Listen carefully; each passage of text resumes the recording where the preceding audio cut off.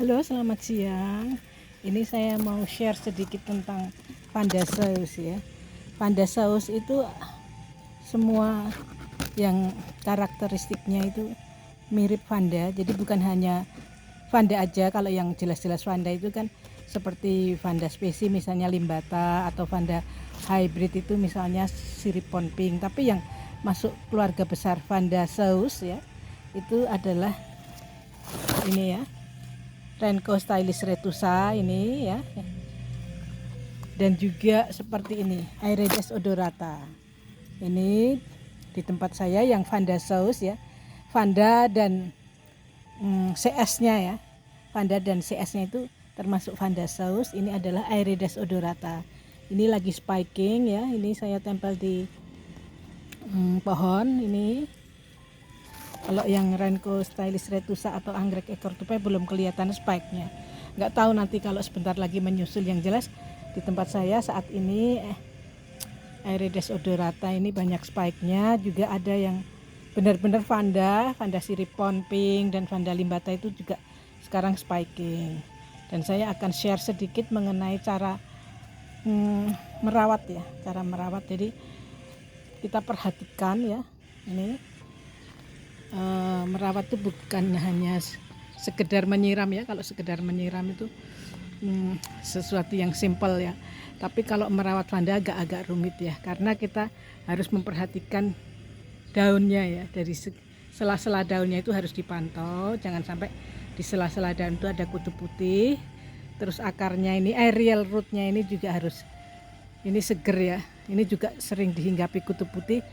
Kalau misalnya ini ada bintik-bintik putih itu, anak-anak kutu putih kecil-kecil itu harus segera, kalau saya dilap dengan kain basah dan dikasih mama lime atau sabun cair ya, sunlight atau mama lime atau apapun, dicairkan dengan air baru dilap ya. Itu seperti ini ya. Terus yang paling penting juga, kalau misalnya akar-akarnya kopong itu harus segera digunting, karena kalau nggak digunting ya dia menghambat pertumbuhan. Contohnya ini ya, saya siripon pink saya itu kan kemarin aerial rootnya subur banget ya, subur, bahkan masuk ini kan, ini sebenarnya bukan pot untuk Vanda ya, tapi cuma saya geletakin aja, tapi seperti ada apa ya, otomatis lah ya, otomatis dia kesini. Dan itu saya biarkan karena waktu itu gemoy sekali. Ternyata nggak bagus ya kalau aerial root masuk ke pot ini. Nggak bagusnya karena kita sulit untuk mendeteksi kalau terkena hama. Dan benar, ternyata saya lihat kok banyak akar kopongnya gitu. Ternyata ini kemarin ada yang saya belah gitu ya, saya pakai gunting gitu, saya belah, ternyata di situ bersarang anak-anak seperti kutu gajah. Tapi kalau kutu gajah itu persis dengan kutu beras tuh ya, hitam kecil gitu, tapi ini seperti itu tapi runcing. Jadi mungkin kutu gajah tapi variannya beda ya. Jadi dia itu masuk ke ini ya, masuk ke sini, dan otomatis kan dia makan ya, makan dari akar-akar ini, dan menjadi akar itu menjadi kopong dan kering. Makanya kok saya curiga loh, kok ini kok sekarang kok tidak seger lagi aerial rootnya ya, akar udaranya itu kok terjadi apa, kayak kempas-kempas gitu. Terus akhirnya saya lihat, saya bedah gitu, ternyata di situ bersarang anak dari kutu yang menyerupai kutu gajah itu. Jadi dia induknya itu masuk ke sini bertelur, dan itu makan dari ini ya, akar-akar ini menjadi, akar ini menjadi kopong dan kering. Untung ya saya segera mendeteksi itu, saya potongi ya. Saya potongi yang kopong-kopong itu, saya bedah, terus itu saya benar-benar saya bunuh itu anak-anak kutu yang menyerupai kutu gajah itu. Saya bunuh, terus kayaknya udah bersih ya. Terus ini yang kopong-kopong saya guntingin, yang kering-kering, alhamdulillah ya. Setelah itu baru sekarang muncul ini aerial root, alhamdulillah ya. Karena di sini sudah nggak jalan ini, terus keluar ini. Bahkan setelah keluar ini aerial root yang segar cuma satu, tapi seger banget, menghasilkan ini. Jadi memang proses pemotongan akar-akar yang sudah tidak produktif, yang sudah kopong dan kempes itu memang harus dilakukan, karena kalau dibiarkan dia akan menghambat pertumbuhan akar baru. Tapi kalau sudah dipotongin, dia akan menstimulasi pertumbuhan akar baru seperti ini. Bahkan sekarang alhamdulillah ini meskipun dalam kondisi nggak sehat banget ya aerial rootnya, tapi ini berhasil ada 8 kuntum bunga.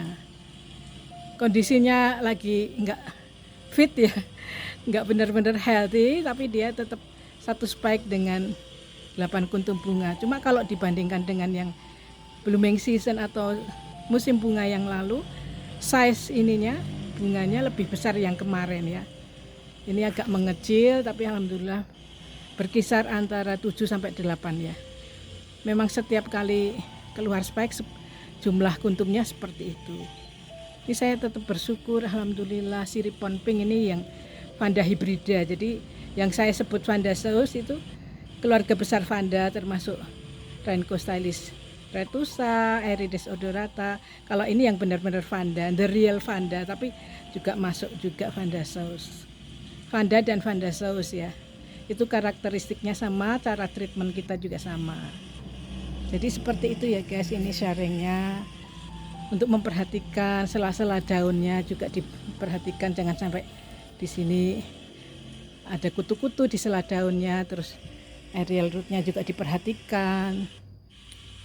Ini kalau Vanda kan senangnya berut ya, ditanam tanpa media, jadi dia harus banyak disiram ya. Saya kalau musim panas gini 3-4 kali itu saya siram ya, karena memang dia aerial rootnya itu butuh air ya, jadi harus terjaga kelembabannya. Oke, gitu aja sharingnya untuk tips merawat Vanda Zeus. Oke guys, thank you. Happy growing. Have a great day. I will see you later. Bye.